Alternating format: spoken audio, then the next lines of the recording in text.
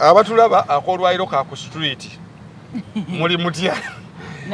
tabasuubiza nti buli wamu esobola okubeera set. Buli wamu esobola okubeera set. So olunaku olwairo tuva mu kkomera e Luzira okulaba ku Edi Mutwe waiswa mufumbiro Honorable Akirewo Kivumbi Bobby Yanga Bobby Giant itandikano Dr. Kiza Besigye naye tumulabyeko niya omulala gwe tulabyeko bebo nenze bulijjo mbabulira experience yange leero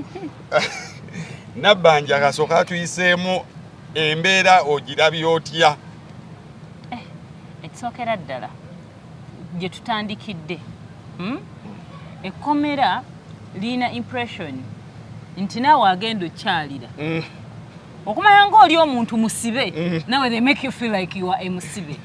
nawe aza okukyala omaiza naawe oli musibe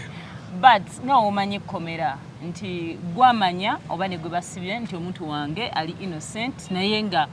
mu overall picture basibirayo baziba misango so nawe kennyini agenda okukyalira you have to understand nti omuntu ono wadde mwagala nnyo mukwano gwange mwana wange kyonna ky'omuyita yazza omusango. So they make it so difficult for you to even reach an extent to abandon them so that they can be punished. Okumanya nti ku nsi tebakyaliko ebyo nebina complications ezo wabona obadi bwe batuteerawo naffe kutwewazisa genda bakyalira omuntu amanye okumanya nga nazza omusango n'abange banvaamu wadde nga wabeerayo abali innocent. Yes, wadde nga n'abali innocent gye bali. Then we tuveeyo ebisigadde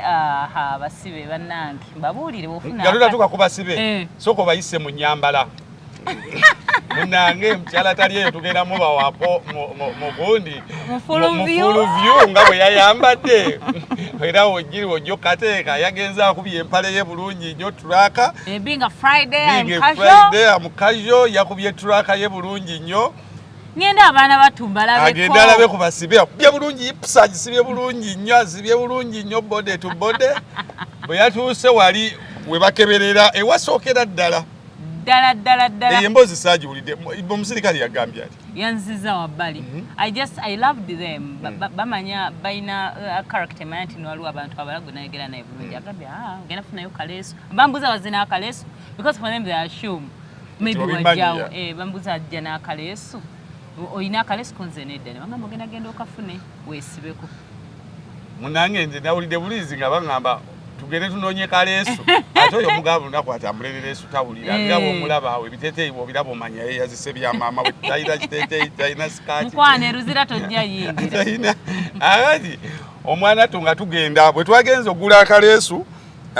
muno mukama mwakolera ebyamagero bye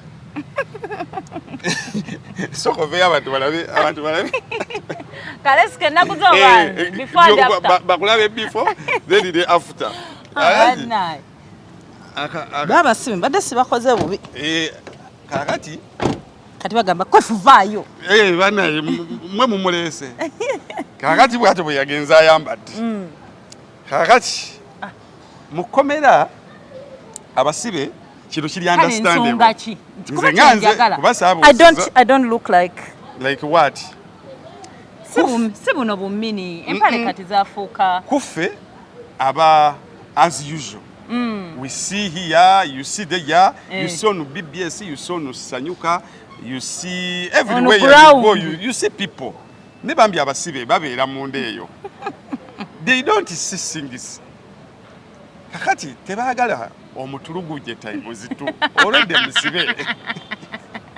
Ayali, you can imagine oyingiddewo oli ku compound y'ekkomera bafande nabo benyini bantu balaba bagamba which prison is that one? So ne bamugamba tekijja soboka kuyingira nga bamutuma akaleesu eno gye yazze nayo ng'agyesiba bulungi nnyo era emboozi yonna gye tubadde nayo mu kkomera tugirabye nga omwana yeesibye akaleesu so that abasibe tabajja basigala nabo bantu ng'abantu baleme kudda munda eyo kutandika kulowooza birowoozo abayingira nga baagala gavumenti eveeko ogenda ovanga bamaze okutunagane gavumenti talina busibu bwe banga yerunda ebyo ebyana yakajja tagama emyaka 4 balimba yakamalawo myaka 4 ogenda okuddayo okulaba akireewo kagamba gavumenti kusina kubwa wajja luli ne Haffy mpulira gavumenti amalwaliro yagakola nalaba wajja amakubo gonna makole so kati kaleesu we twatandikidde then tugenda mu process eddako tugenda mu process of course ey'okucheckinga paka yonna gye tutuuse ebyoyitamu bingi of course prison yeba ne reason zaayo we muwandiika wangi registeringa wangi biki here and there then netugenda okulaba amasimu go tugaleka eri wansi tumaze hours nyingi ndowooza batunoonyeza nga bagamba bano balaze by the way bw'oba ogendanga mu prison communicating the people who would look for you otherwise Kwefu kati nga mmwe ffe abakazi totugulira ebyo kasita nkuba miss calls 2 nga tokwata naye obwenzi buli batta sirimu ono sirimu nga tutandika ebikolimu kati mbadde nyenda kukyata oba ngoyagala omubulyamu olugendo lwoyise mugenda mukomera kati mu communicating because process mpanvu ate ng'essimu ozireka wansi eno kati wati wa communicating nze bambi muba mugenda kufunamu obuzibu kati nze bujjo sambukayo na mmotoka eyo nga neewala kebera bye nagamba amasigiri gange biki byonna naye omusajja afungidde emmotoka yange buli kintu nebye nali neerabira byesimanyi webiri byonna abirabye so abasibe basanze otya Abasibe ekisookera ddala what I have really loved and I didn't expect that omanyi gwe ogenda nennaku kibanga ng'ogenza olaba omulwadde ogenda oli saadi bambi ne bw'omusanga nga tali ali mu high spirits eryanyi ly'obyera nalyo I think hence that energy we are using abasibe bali mu high spirits tolina gweyogera naye n'akulaga nti nno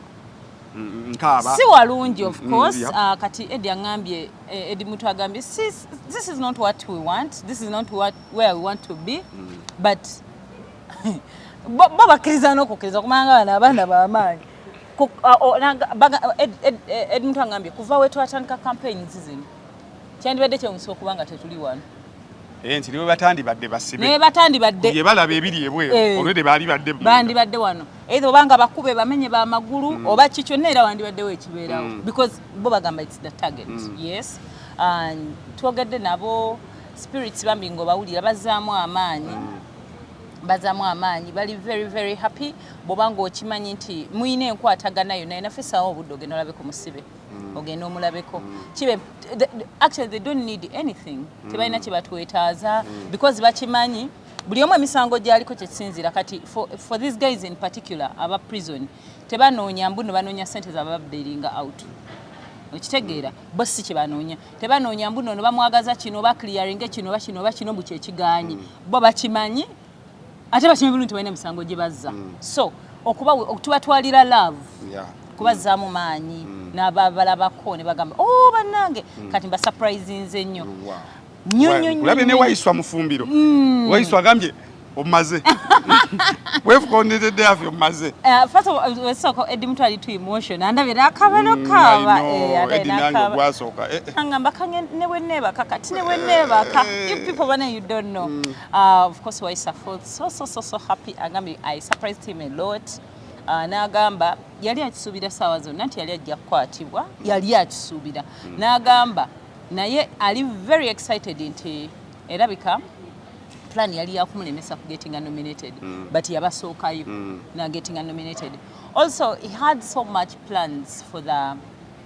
the campaigns byonna ebigenda mu maaso yalina plans zabyo ngaabi awulira alina wa missinga opaze ejjule abiraba ku mawulire n'alaba agamba awo mbadde nnyina kubeeraawo nnyo agamba that's the only thing that ekiddawo ne kimulumamu naye nga gumite bazaamu amaanyi Bobby Yang looks so good kale bonna balabika bulungi ne mulimu gwogamba naddala omuntu wakabiri akatono bogamba ngenda musanga afaanana atya Bobby Yang saimu Bobby Yang akutumiddeko nnyo akwagala nnyo then akireewo angambye DJ Neck akireewo kivumbi nawe akigambye angambye DJ Neck ne Jacob omutuuze abuza mwagubasalira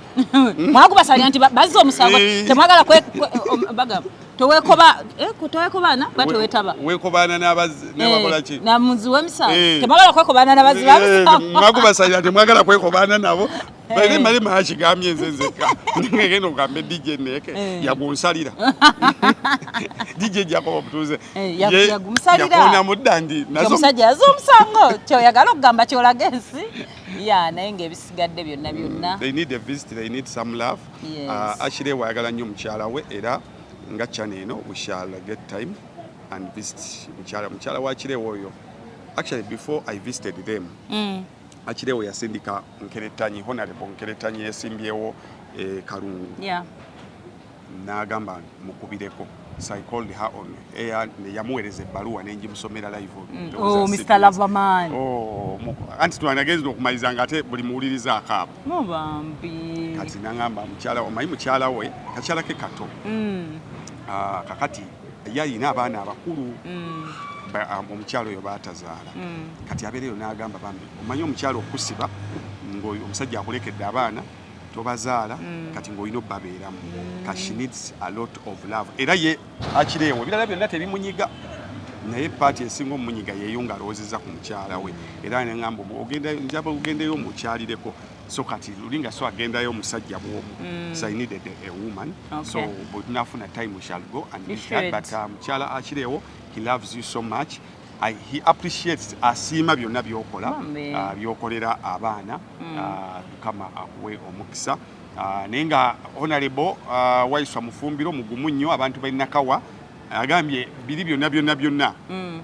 just kumuzabuza wega ne plani za mwazina so agaye bwe mutuuka okulonda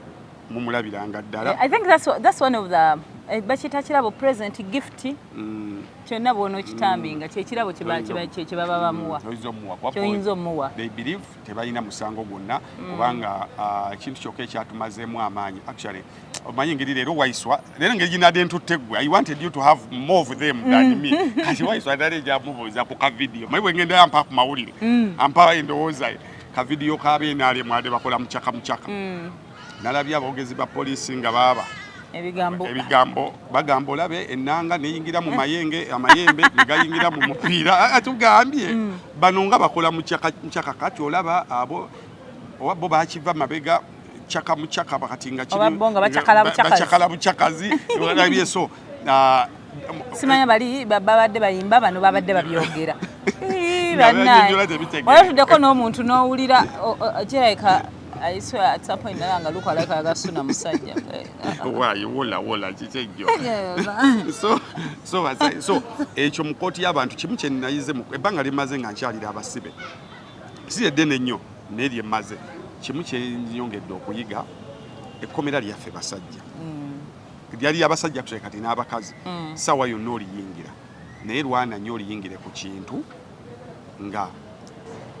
someone can visit here. Nga oli proud of it. Oli proud nti bakuyingiza olwanirira ttaka lyammwe lyawaka. Oli n'abasinza businza maanyi n'akusibayo. Ng'ebintu bye bakusibira mu mutima gwo. Naye bino ebyabavubuka simanya omuvubuka omu oli amusoozeza n'amukuba ekikonde. Ebintu by'ekirusiru ebyo byewale nnyo. Bw'oba osobola okwewala ekkomera lyewale. Bagenda okutwalayo nga it was nawe kanyini angana abantu bagogera ne baga teyaguza ne bino simanya munyize ne mukazi wo simanya omukuba ku kisenge control your anger buli lwonyiga oba otulugunyansawo izo bano bajje bali nti we banadde ebweru they are coming back as heroes and they will come back strong bulungi Besigye tumulabyeko Dr. Besigye nampubira we babafulumirizaawo Besigye ali muntu agenze n'amusongeramu n'amugamba yo fellow doctor. The doctors can meet. Nampubirako nakola bwati ngamba wali mpola munafunafu olaba nenga wali katwongere okubasabira mukantu ke kamudoza tuyisizeewo ddala kwanyiza okuddamu kulaba ku Mande tuyisizeewo ddala gundi love affair za kanale mugume kansa tayimba nyimiza akabozi kana akalanga tuba ku prison kenda bya kansa nsizi no the whole picture nzolaba one thing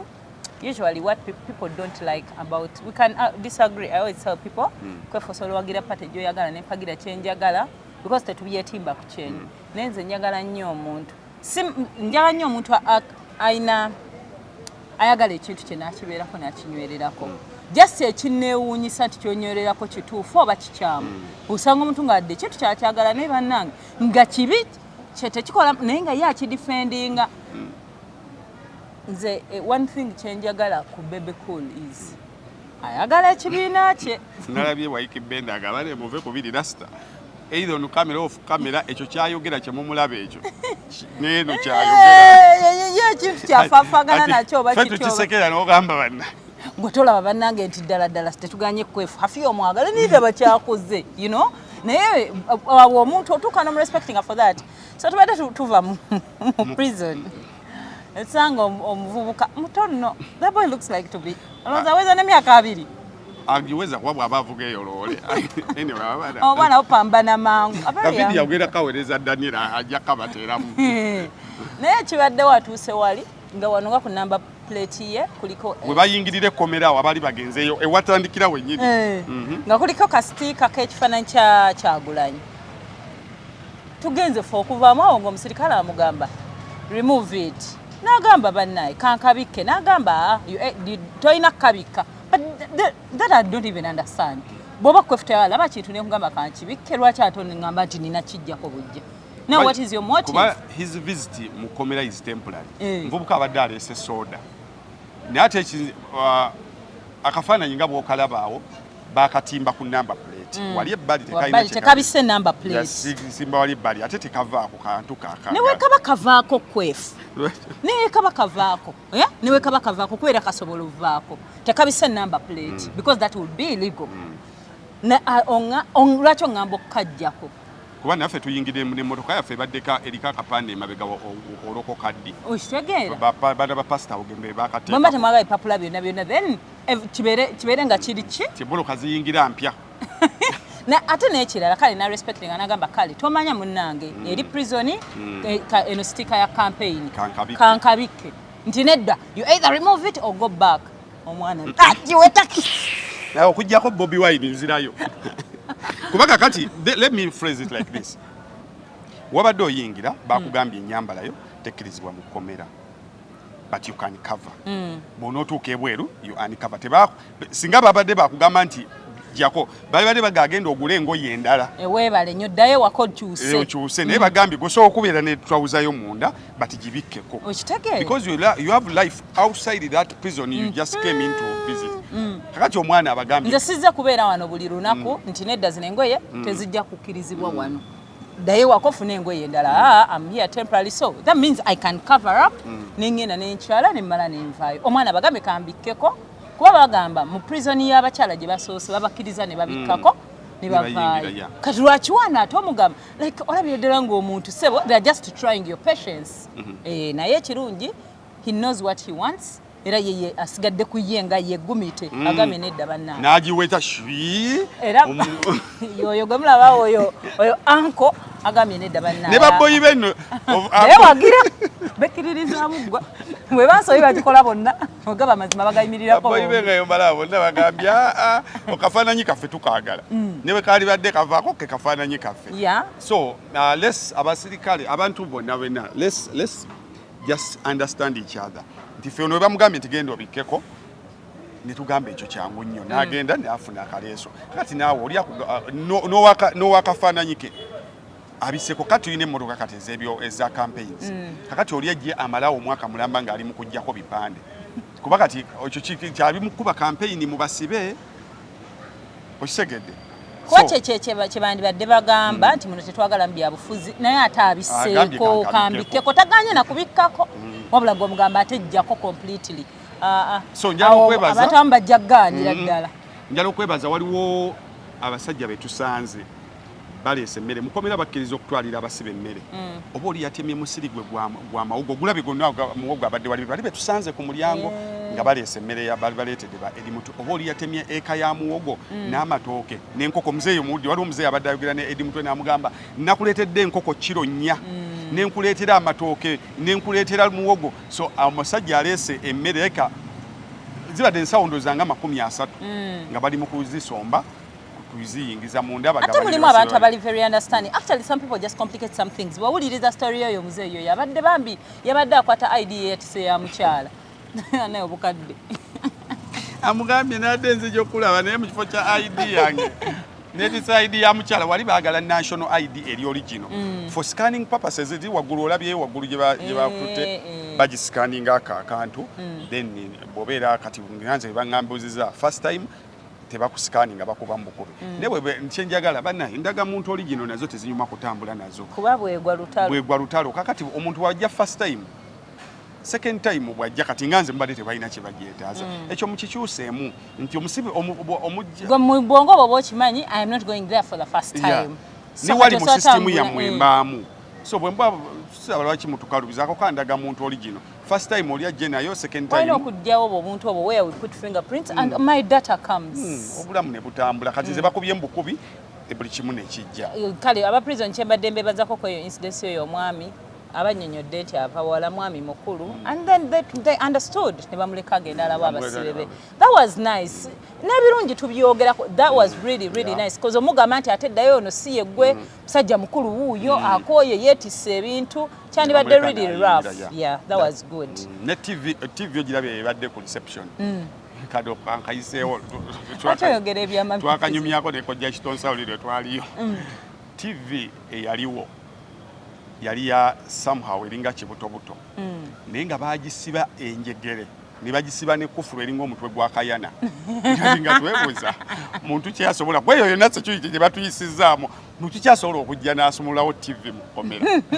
naye TV bagijjawo babagulidde TV endala so thank you mwebale kubagulira abali ku reception awo gulako osanze leero wali kiriya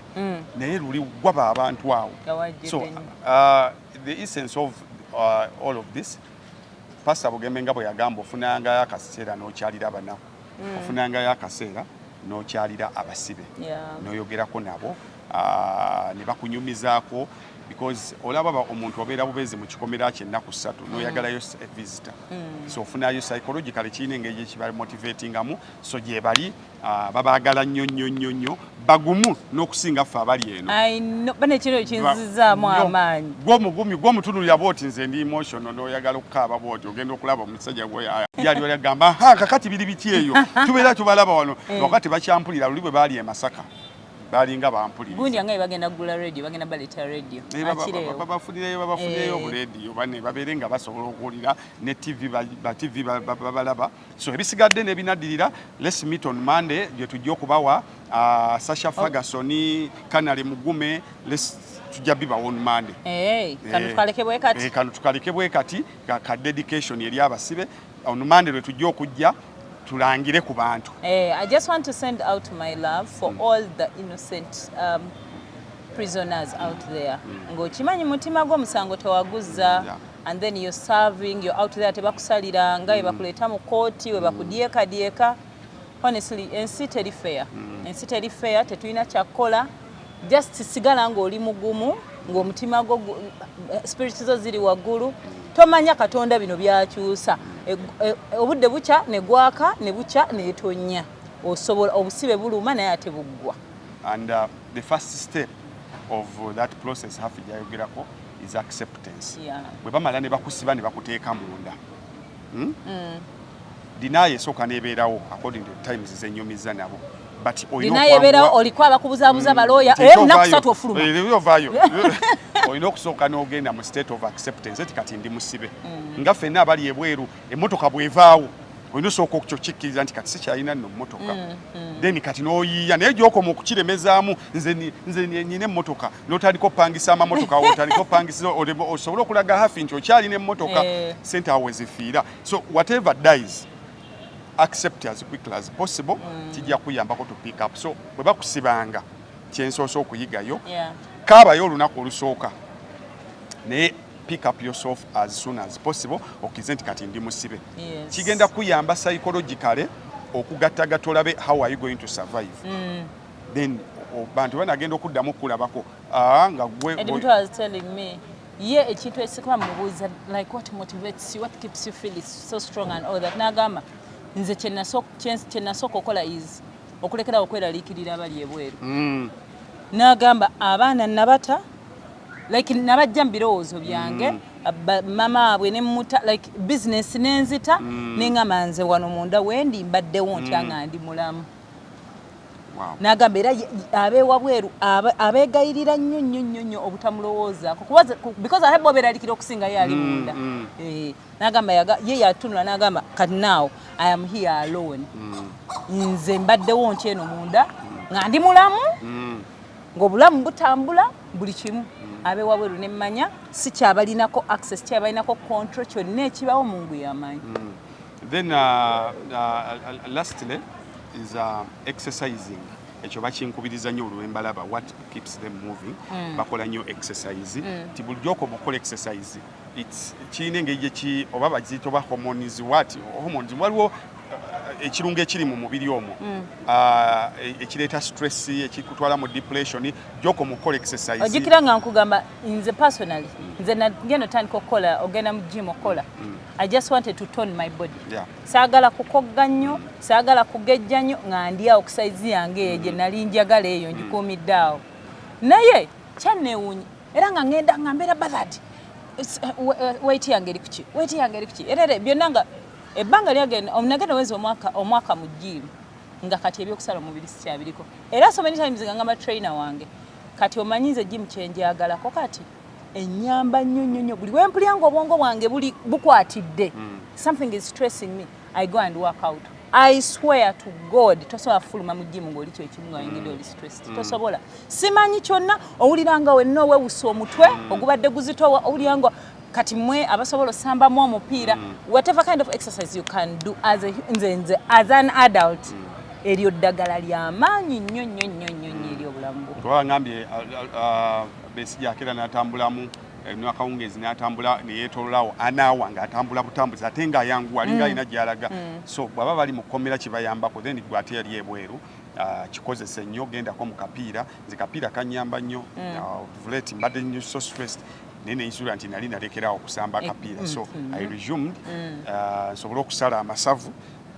naye nga bwensala amasavu wamama abatera okulaba abantu size bweti nogamba kati yakola ki mu gym abantu bazuula nti gym is not about the body and all that it's about mental sanity longoosa obwongo nga working out. So ebisigadde let's meet on Monday we shall discuss about Canary and Sasha then akakiko k'ebyokulonda katugambye tetuvaawo akakiko kabagambye tetuvaawo